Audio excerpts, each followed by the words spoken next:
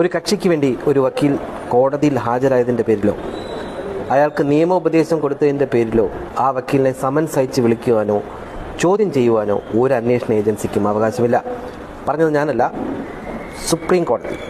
സാമ്പത്തിക കുറ്റകൃത്യങ്ങളിൽപ്പെട്ട ഒരു കക്ഷിക്ക് സുപ്രീം കോടതിയിലെ 2 വക്കീലന്മാർ നിയമോപദേശം നൽകിയെന്ന് പറഞ്ഞ് ആ 2 വക്കീലന്മാർക്കും സമൻസ് അയച്ചതിൻ്റെ പേരിൽ സുപ്രീം കോടതിയിലെ വക്കീലന്മാരുണ്ടാക്കിയ പ്രതിഷേധത്തിൻ്റെ ഫലമായിട്ട് സുപ്രീം കോടതി സുവോമോട്ടോ എടുത്ത റിറ്റ് പെറ്റീഷനിലാണ് ഇത്തരത്തിലൊരു ഉത്തരവുണ്ടായിരിക്കുന്നത്.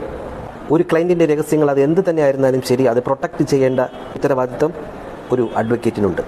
ഞാൻ ആലോചിക്കുകയായിരുന്നു, ഇത്തരത്തിൽ പോലീസുകാരന്മാർ വക്കീലന്മാർക്ക് സമൻസ് അയച്ചു കഴിഞ്ഞാൽ വല്ല അർമ്പാദമുണ്ട്. പ്രതി എന്ന് പറഞ്ഞാൽ നിയമത്തിൻ്റെ ഭാഷയിൽ കുറ്റം ചെയ്തവനെന്നല്ല, കുറ്റം ആരോപിക്കപ്പെട്ടവൻ എന്നാണ്. ഒരാൾ കുറ്റം ചെയ്തോ ഇല്ലയോ ഒരാൾ കുറ്റവാളിയെ പ്രഖ്യാപിക്കേണ്ടത് കോടതിയാണ്. കോടതി അത്തരത്തിലൊരു നല്ല ജഡ്ജിമെൻറ്റിലേക്ക് നയിക്കുന്ന ആൾക്കാരാണ് വക്കീലന്മാർ. ആ വക്കീലന്മാർക്കെതിരെ സമൻസ് അയക്കുകയും ചോദ്യം ചെയ്യാൻ വിളിപ്പിക്കുകയും ചെയ്തെന്ന് പറഞ്ഞ് ഏതെങ്കിലും വക്കീലന്മാർ പ്രതികൾക്കെതിരെ കേസെടുക്കും? ഈ നാട്ടിൽ എങ്ങനെയെങ്കിലും ഒരു നീതി നടപ്പാകുമോ? ഇത്തരത്തിൽ പോലീസുകാർ വക്കീലന്മാർക്ക് സമൻസ് അയക്കുക എന്ന് പറഞ്ഞാൽ അതെന്ത് വിരോധാഭാസമാണ്?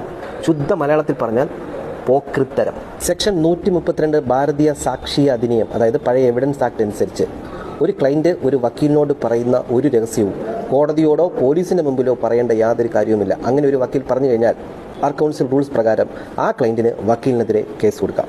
സുപ്രീം കോടതി വീണ്ടും പറയുന്നത് എന്തെന്ന് വെച്ചാൽ, ഏതെങ്കിലും ഒരു പോലീസ് ഏമാന് വക്കീലിനെ ചോദ്യം ചെയ്യാൻ മുട്ടി നിൽക്കുകയാണെങ്കിൽ സൂപ്രണ്ട് ഓഫ് പോലീസിൽ റാങ്കിൽ കുറയാത്ത ഒരു പോലീസ് ഉദ്യോഗസ്ഥൻ്റെ റിട്ടേൺ ആയിട്ടുള്ള സമ്മതം വേണം. കൂടാതെ ഏതെങ്കിലും ഡിജിറ്റൽ എവിഡൻസ്, ലാപ്ടോപ്പോ ഡെസ്ക്ടോപ്പോ മൊബൈലോ എന്തെങ്കിലും അതിലുള്ള രേഖകൾ കൈമാറുകയാണെങ്കിൽ പോലീസിന് ഒരിക്കലും അത് കൈമാറേണ്ട കാര്യമില്ല. പകരം ഒരു ജഡ്ജിയുടെ മുന്നിൽ ക്ലയൻറ്റിൻ്റെയും വക്കീലിൻ്റെയും സാന്നിധ്യത്തിൽ മാത്രമേ അതിനകത്തുള്ള രഹസ്യങ്ങൾ ഡിസ്ക്ലോസ് ചെയ്യേണ്ട കാര്യമുള്ളൂ.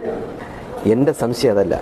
ഏതെങ്കിലും ഒരു ജഡ്ജി പ്രതിക്കെതിരെ തെളിവില്ലാന്ന് കണ്ട് വെറുതെ വിട്ടു കഴിഞ്ഞാൽ അപ്പീലിന് പോകുമ്പോൾ ജഡ്ജി അമ്മാനെ പിടിച്ച് അകത്തിടുവോ? പറയാൻ പറ്റില്ല. ഇത് പോലീസാണ്, എന്ത് സംഭവിക്കും? എന്തും.